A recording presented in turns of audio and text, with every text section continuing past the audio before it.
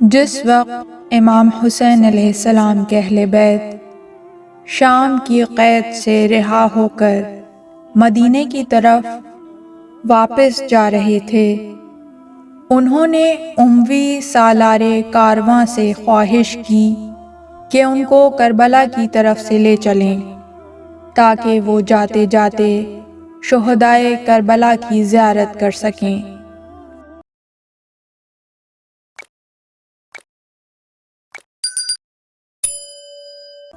چنانچہ جس وقت وہ نواسہ رسول کی تربت پاک پر پہنچتے ہیں تو پیغمبر اسلام کے بوڑھے صحابی جابر ابن عبداللہ انصاری وہاں پر موجود تھے۔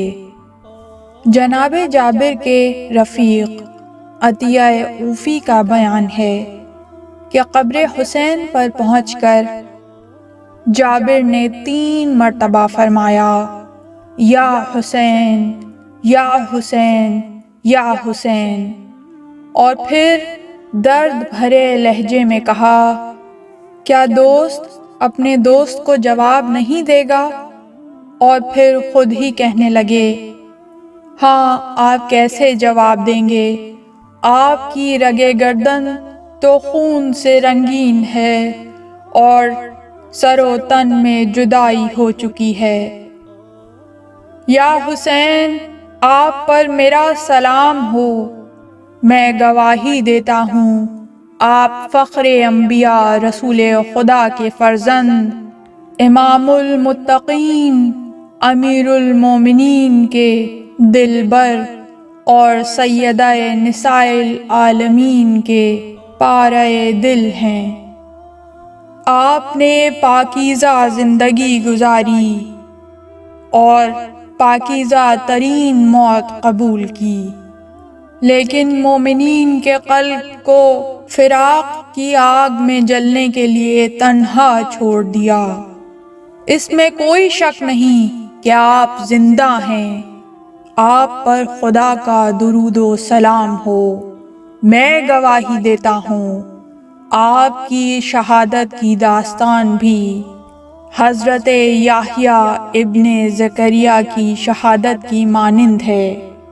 اور پھر چاروں طرف نظر دوڑائی اور فرمایا، درود و سلام ہو تم پر، اے پاکیزہ روحوں، تم نے امام حسین کے گرد جگہ پائی اور امام کے آستانہ اقدس میں اپنی سواریاں بٹھائیں۔ یہ کہہ کر جابر نے ایک سرد آہ کھینچی اور بے ہوش ہو گئے۔ اسی دوران نزدیک سے کسی قافلے کے اترنے کی آہٹ محسوس ہوئی۔ جابر چونک کر اٹھ کھڑے ہوئے، جیسے کوئی کہہ رہا ہو، جابر اٹھو، میرے پاس میری بہن آ رہی ہے، اس کا استقبال کرو۔ رسول خدا کے بوڑھے صحابی نے آگے بڑھ کر اہل حرم کا استقبال کیا۔ آگے آگے امام زین العابدین علیہ السلام اپنی پھوپھیوں، ماؤں اور بہنوں کے ساتھ تشریف لا رہے تھے۔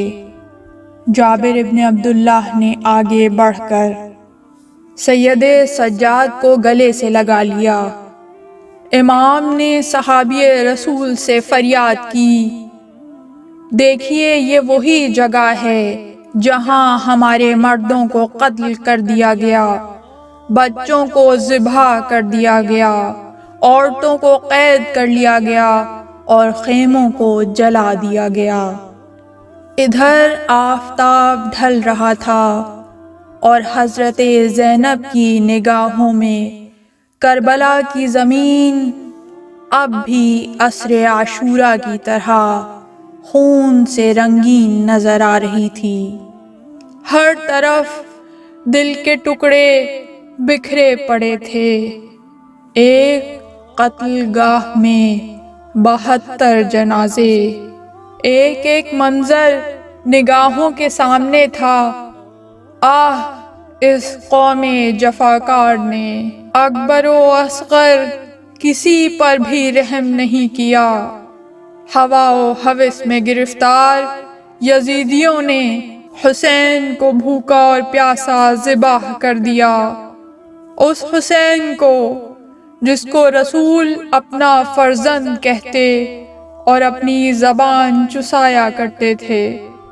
ان بہترین انسانوں کو قتل کر ڈالا جن کا اہل بیت رسول کی حمایت و نصرت کے سوا کوئی قصور نہ تھا۔ اور پھر علی کی بیٹی کو وہ مناظر بھی یاد آئے جو نواسہ رسول کی شہادت کے بعد رونما ہوئے تھے۔ خیام حسینی میں بھڑکتے ہوئے شعلے، عابد بیمار کا جلا ہوا بستر، بیویوں اور بچیوں کے سروں سے چادروں کا چھننا اور بچوں کی آہ و فریاد۔ اسیری کوفہ و شام کی طرف روانگی، زینب کا دل درد و اندوہ میں ڈوب گیا اور انہوں نے اپنے بھائی کی قبر کا رخ کر کے فریاد کی، شہدائے کربلا کی قبروں پر اہل حرم کی بے تابی ہر آنکھ کو رونے پر مجبور کیے دے رہی تھی۔ 3 دن تک کربلا کے میدان میں حضرت زینب اور سید سجاد کے ہمراہ اہل حرم نے عزاداری کی۔ سب نے ایک دوسرے کو دیکھ کر گریہ و بکا کی صدائیں بلند کیں، سر و سینہ کو پیٹنا شروع کیا اور ایک ایسی مجلس عزا بپا کی جو دل خراش اور جگر سوز تھی۔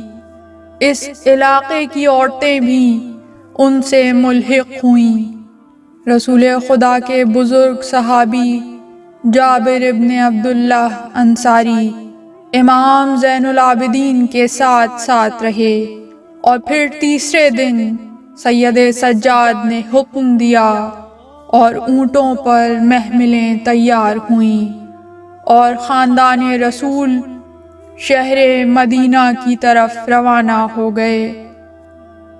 اے حسین کی راہ پر چلنے اور ان کے ساتھ سفر کرنے والی روحوں، ہمارا سلام قبول کرو۔ امام حسین کی بیٹی فاطمہ کبریٰ نے آواز دی، اے کربلا، ہم تیرے دامن میں یادگار چھوڑ کر جا رہے ہیں جو احمد مجتبیٰ کی روح ہے اور ان کا جانشین ہے۔ اے کربلا، ہم تیری آغوش میں وہ بدن امانت چھوڑ کر جا رہے ہیں جو پاک و مطہر ہے اور بے کسی اور مظلومیت کی حالت میں تجھ میں دفن ہوا ہے۔ انا للہ و انا الیہ راجعون۔ الا لعنت اللہ علی القوم الظالمین۔ اس طرح کی مزید تحقیقی، علمی اور تاریخی ویڈیوز دیکھنے کے لیے چینل کو سبسکرائب کیجیے اور بیل آئیکن پہ کلک کیجیے۔ ویڈیو کو لائک کریں اور کامنٹس کے ذریعے بتائیے کہ آپ کو ویڈیو کیسی لگی۔ اگلی ویڈیو تک کے لیے خدا نگہدار۔